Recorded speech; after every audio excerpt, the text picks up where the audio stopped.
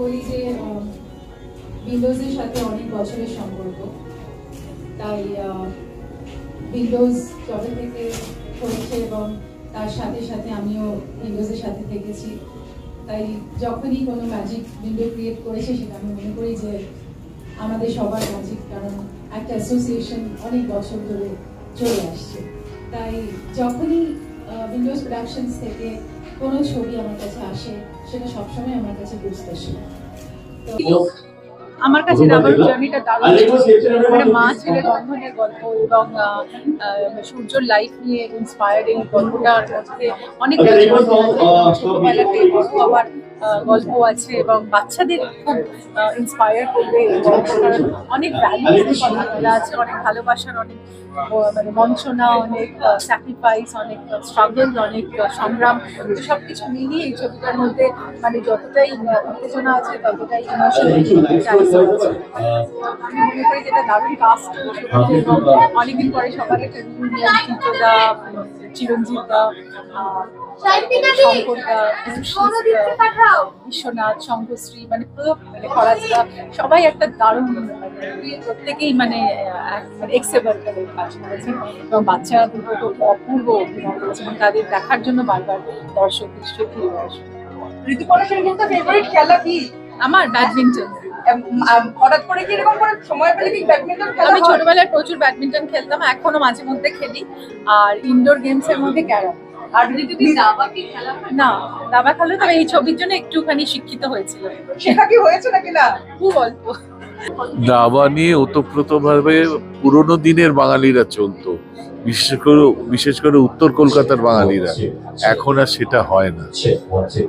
এখন এই ছবিটা যদি, এটা তো বায়োপিক, সূর্যশেখরের রিয়েল লাইফ স্টোরি, এইটা দেখে যদি বাঙালি ইন্সপায়ার্ড হয়, আবার দাবা খেলতে শুরু করে, আমাদের পরিশ্রম সার্থক হবে। খুব কঠিন চরিত্র, প্রাণ দিয়ে কাজ করেছি, তারপর দর্শক বলবে। একদমই না, দাবা খুব বুদ্ধিমানের খেলা, আমার একেবারেই বুদ্ধি নেই, সেই জন্য আমি চেষ্টাই করিনি কোনোদিন। ভীষণ ভীষণ ভালো লেগেছে, ভীষণ ভালো লেগেছে।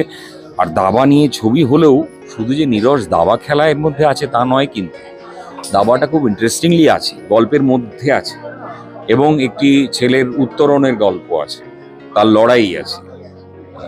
তো কাজেই আমি অবশ্য একটা আমার যে চরিত্র, সে একবার প্রশ্ন করে কোচকে যে আপনি ওকে দাবা শেখাচ্ছেন, ফুটবল ক্রিকেট খেললে চাকরি হয়, দাবা খেলে কি হয়? তো যাই হোক, সেখান থেকে এই মানুষটারও একটা উত্তরণ আছে, সেটা আগামী 10ই মে আপনারা হলে আসুন, হলে এলে বুঝতে পারবেন। কাস্টিং তো ডেফিনেটলি খুব হেভি কাস্টিং, এবং আমরা পুরনো লোকেরা অনেকটা আছি, নতুনরাও আছে। তার মধ্যে আমি, ঋতু আছি, টিটোদা আছে, শঙ্কর আছে, কৌশিক আছে। কৌশিক নতুনদের গ্রুপেই ধরবো আমি, কিন্তু আমাদের সঙ্গে ওরাও আছে। আর সবচেয়ে ইন্টারেস্টিং দুটো বাচ্চা, ছোট যে বাচ্চাটা, তাকে শেখানো হয়েছে যে আমার গাড়িতে লাঠি থাকে, বদমাইশি করলে লাঠি বার করে।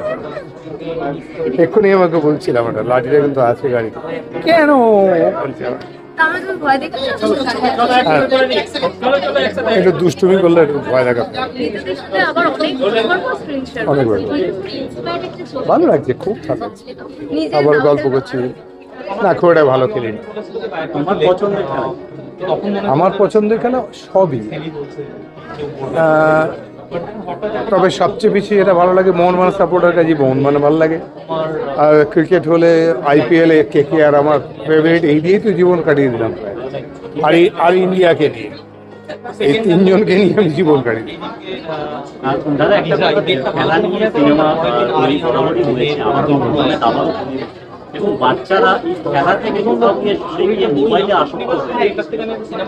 বলছিলাম, আমি দাবা দেখে অবাক লাগতো যে খালি এরকম নিচের দিকে মুখ গুজে একজন বসে আছে, আর মাঝে মাঝে সামনের লোকটার দিকে তাকাচ্ছে। এখন যে খেলাটা বাচ্চারা খেলে সেটা হচ্ছে মোবাইল গেম, সেটাতে আবার সামনের লোকটাকেও দেখতে হয় না, শুধু ওটাই দেখতে, স্ক্রিনটাই দেখতে হয়। খুব মুশকিলের ব্যাপার। অন্য খেলে যেমন প্রত্যেক দিকে তাকাতে হয়, ক্রিকেট হোক, ফুটবল হোক, যাই হোক না, হকি হোক, এখানে এখানে শুধুমাত্র সেই বোর্ডটার দিকে তাকিয়ে থাকতে হয়। আর হয়তো সামনের প্লেয়ারটা বললাম ওই যে স্টাডি করার জন্য চোখটা দেখতে হয়। কিন্তু এখনকার খেলায় তো কিছুই করতে হয় না, শুধু নিজেকে দেখেই যেতে হবে, একটা এক্সপিরিয়েন্স আটকে যায়। এটা থেকে যদি বার করা যায়, যদি ওদের দাবায় ইন্টারেস্ট আনা যায়, এই ছবিটা যদি পারে সেটা করতে, তাহলে তো নাথিং লাইক ইট, খুব ভালো, খুব আনন্দের কথা। না না, অত কিছু কেউ সময়ও পায়নি। হ্যাঁ মানে খেললে তো ভালোই লাগবে মাঝে মাঝে। দাবড়ি দেখুন, সবাই দেখুন, ভালো ছবি হয়েছে। আমরা সবাই মিলে খুব ভালো করে চেষ্টা করছি সিনসিয়ারলি কাজ করার, এবং আমার মনে হয় ভালো লাগবে আপনাদের সব দেখুন। ইন্ডিপেন্ডেন্ট থিঙ্কিং বা যে কোনো জিনিসে কিউরিয়াস হওয়া, এটা আমার মনে হয় খুব একটা ইম্পর্টেন্ট কোয়ালিটি, এবং যেটা চেস ভীষণভাবে ইনজেক্ট করে। কারণ দাবা খেলতে গেলে ভাবতে হয়, ইন্ডিপেন্ডেন্টলি ভাবতে হয়, অন্য কেউ এসে তোমায় বলে দেবে না কী করতে হবে।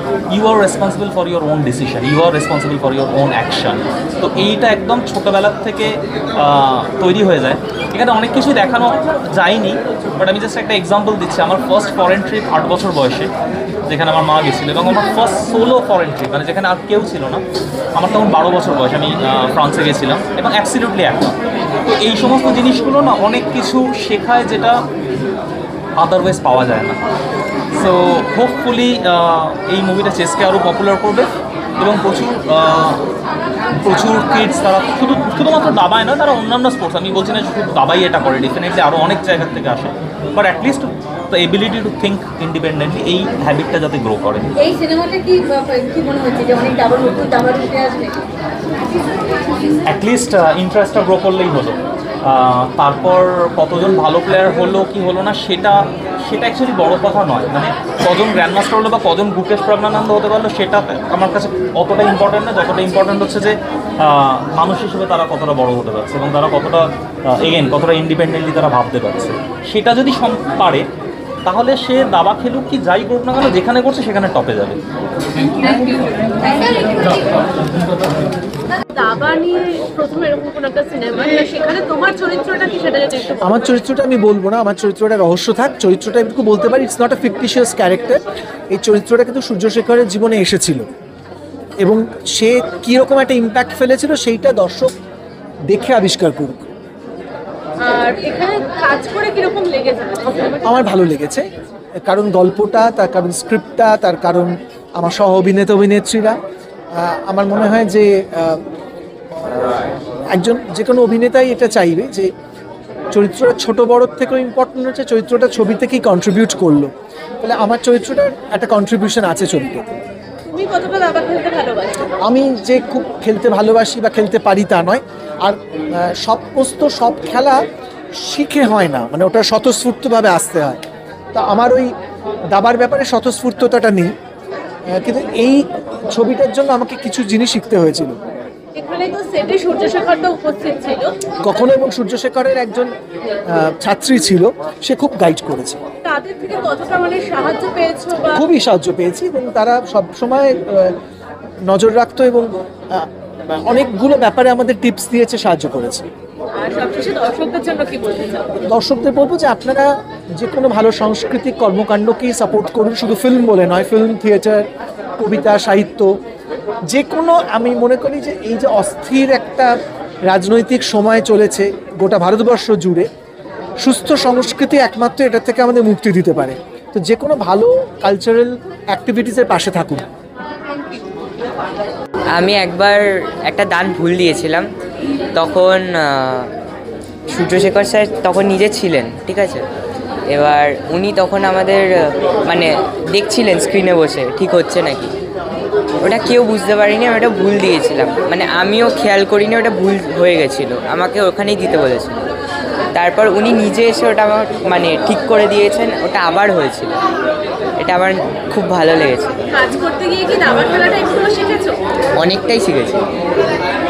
তার আগে কখনো দাবা খেলা হয়েছিল? এমনিতে নর্মাল খেলতে পারতাম, কিন্তু এই ছবিটাতে কাজ করার জন্য আমাকে প্রফেশনালি একটা চেস প্লেয়ার হতে হতো।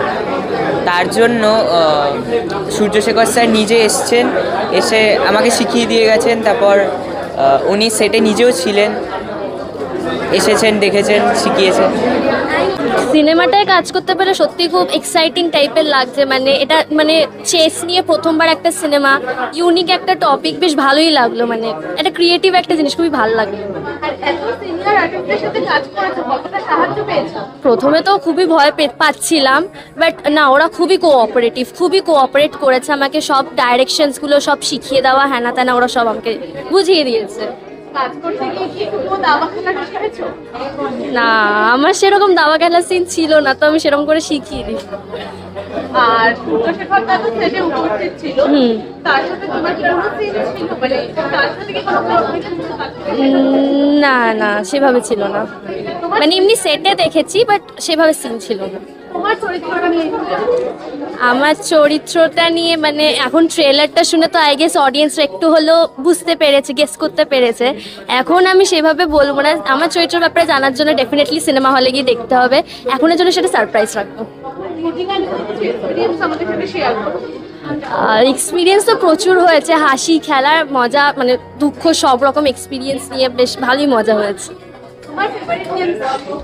আমার ফেভারিট, আমি ডিপেন্ড করে, আমি হ্যাঁ ক্রিকেট মাঝে মাঝে দেখি। সেভাবে আমি I am not into sports, but হ্যাঁ ক্রিকেটটা মাঝে মাঝে দেখি। ভালো লাগে না পড়াশোনা? দুটোই।